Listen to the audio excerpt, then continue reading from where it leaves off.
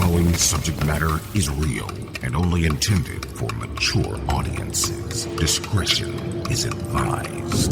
People are dead after deputies say a man went on a shooting rampage. I knew a week before she died I was going to kill her. I can tell you the scene out there is absolutely horrific. Nobody knows where this individual may strike next. This is 10-Minute Murder. Welcome. It's 10-Minute Murder, brief and bingeable true crime. My name is Joe. I'm the host, and I appreciate you joining today. If it's your first time, before we get started, quickly make sure you subscribe so that in the future you don't miss any episodes. Also connect on social media, Facebook, Instagram, and Twitter. Links for that are in the show notes of this episode. And also, if you enjoy the podcast, by all means, you can rate and review on Apple Podcasts. But more importantly, tell a friend that you like this podcast, and maybe they'll like it too. A lot to talk about today, so let's get to the story. At first, nobody really paid much attention to the death of a 25-year-old named Ahmaud Arbery back in early 2020 outside his South Georgia community because the coronavirus pandemic was dominating the headlines. It wasn't until a video of his last moments surfaced a few months later when outrage spread across the nation. It sparked outcries about America's negligence of Black lives. The men responsible for Ahmaud's death had not even been arrested at that point, yet authorities knew exactly who they were. So why hadn't the case progressed at all? Probably because they were white and knew the right people.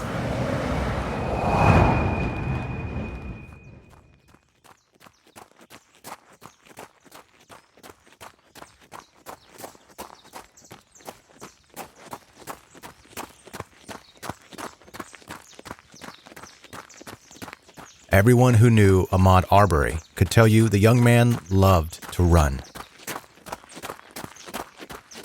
Unless it was pouring rain, Ahmaud would be jogging around his neighborhood near Brunswick in Glynn County, Georgia. There, he had taken his first steps in life, and also there, he would take his last.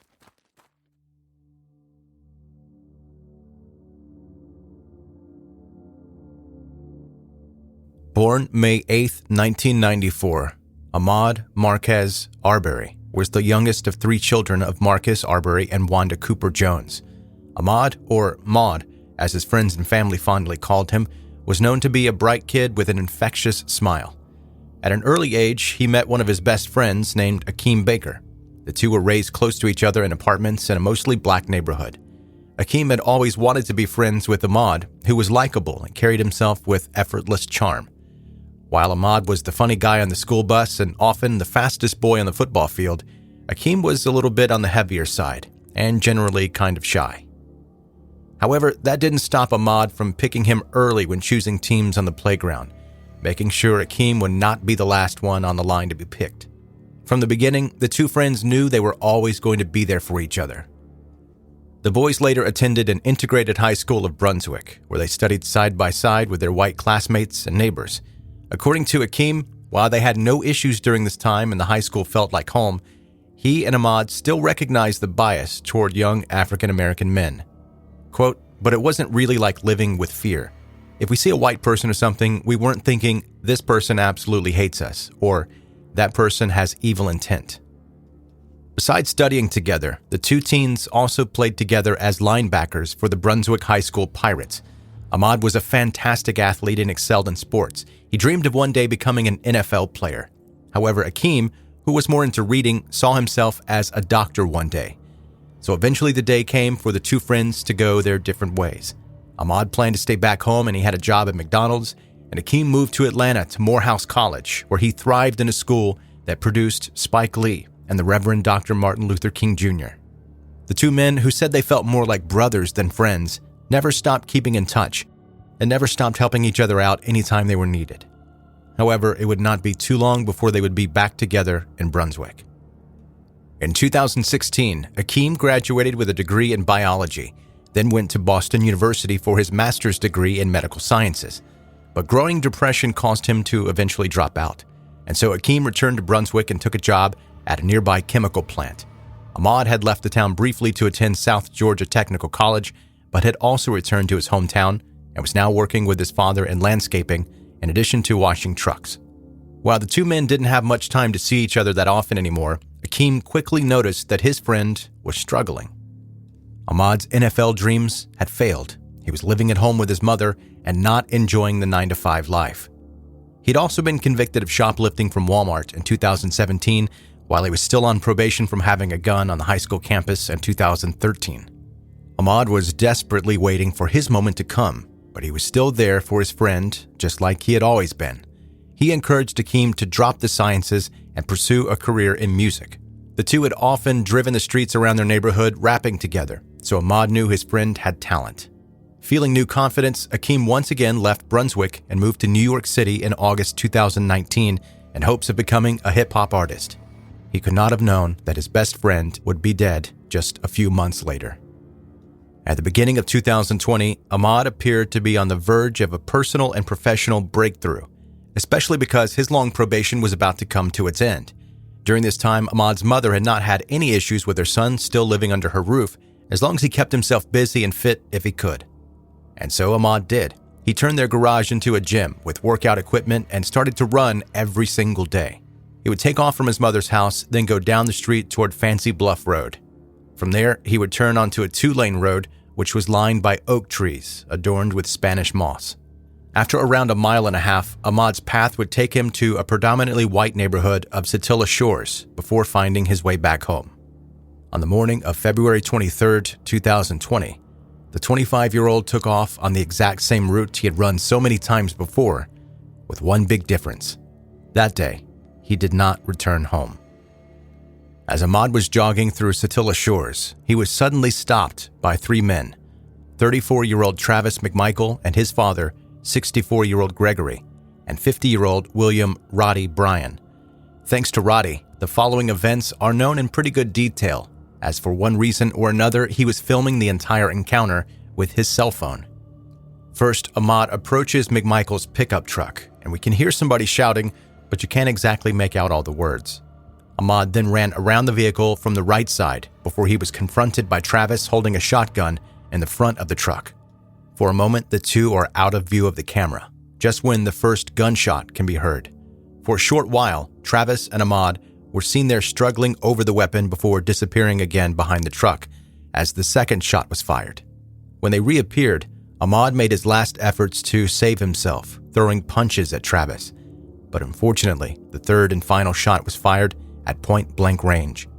And this time, it was fatal. Ahmaud collapsed in the middle of the road, bleeding out. The truth is, there's nothing that justifies this shooting. Ahmaud had been out there running and doing what he loved, and the 3 people had chased him and cornered him. He didn't look like he belonged in their neighborhood. The initial explanation given by George McMichael on the scene, who was a former police officer and an investigator for the Brunswick Judicial Circuit District Attorney's Office, was that he thought Ahmaud looked like a man suspected in several break-ins in the area. Although curiously, police were aware of just one recent theft from an unlocked car. Nevertheless, George had said he saw the young man running down the street and called to his son Travis to come with him to confront this person. But of course, they brought a shotgun and a .357 Magnum to do that, because George said they believed the suspect was also armed. It never seemed to cross George's mind that he could call the actual police to take care of the situation. I wonder why. When the 2 men came face to face with Ahmaud, George claims that he yelled, "Stop, stop, we want to talk to you." As Travis exited their truck with the shotgun, the black man had begun to attack him violently. As a result, Travis had no other choice but to shoot him 3 times. Still, given George's career history and just general bias, authorities widely accepted the explanation for quite a long time. It took 3 prosecutors and the 36-second video of Ahmaud Arbery's final moments to be published on May 5, 2020, before things began to happen. The same day the footage started to circulate online, Prosecutor Durden said he wanted to send the case to the grand jury to decide whether to bring charges. Finally, 2 days after the national outrage caused by the graphic video, Gregory and Travis McMichael were both arrested, charged with murder and aggravated assault. The next day, May 8th, would have been Ahmaud's 26th birthday. #IRunWithMaud was shared by thousands across social media as supporters documented a 2.23-mile run and walk to commemorate the date of the young man's untimely death. On May 21st, William Roddy Bryan was also arrested and charged with felony murder and a criminal attempt to commit false imprisonment. During the preliminary hearing against the three suspects on June 4, 2020, it was revealed that Travis McMichael had widely and openly used racial slurs on social media and messaging services numerous times. William Bryan also had several messages on his phone that included similar terms, which didn't surprise anybody, really. When the GBI agent was then asked if he believed Travis still had acted on self-defense, he replied, quote, "I believe Mr. Arbery was being pursued and he ran until he couldn't run anymore. And it was turn his back to a man with a shotgun or fight with his bare hands against the man with the shotgun." And that is basically how the jury eventually saw the events leading to the death of Ahmaud Arbery. On November 21st, 2020, after 10 days of hearing testimony, they found William Bryan and the McMichaels guilty of murder in addition to other charges. The verdict stated that Ahmaud had not posed an imminent threat to the men, and there had not been any reason to believe he had committed a crime. Therefore, there had not been a legal right to chase the unarmed man through their neighborhood in the middle of the day, slaughter him, and then claim self-defense. At the point of this recording, we don't know exactly what the sentences of these three men will be, as the sentencing date has not been set. Also, the McMichaels and William Bryan will still face hate crime charges at the beginning of 2022.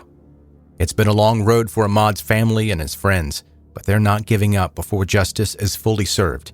As Akeem once said, "We are just doing whatever we have to do to keep running with Maud."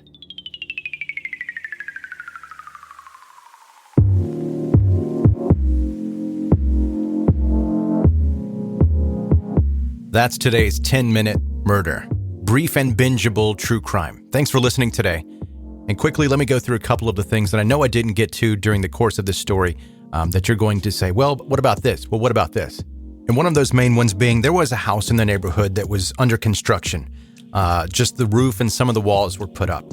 And Ahmaud was seen on camera a couple of times inside this property.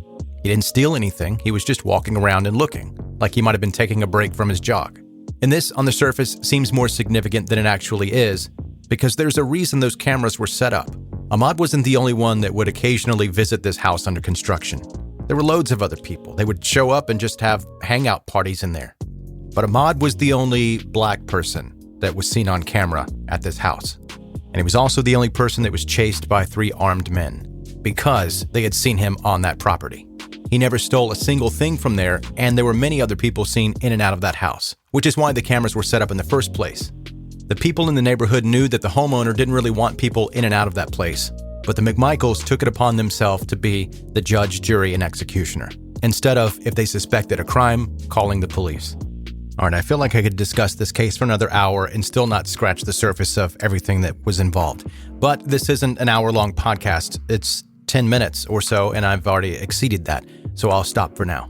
But before you go, make sure you are subscribed to 10-Minute Murder.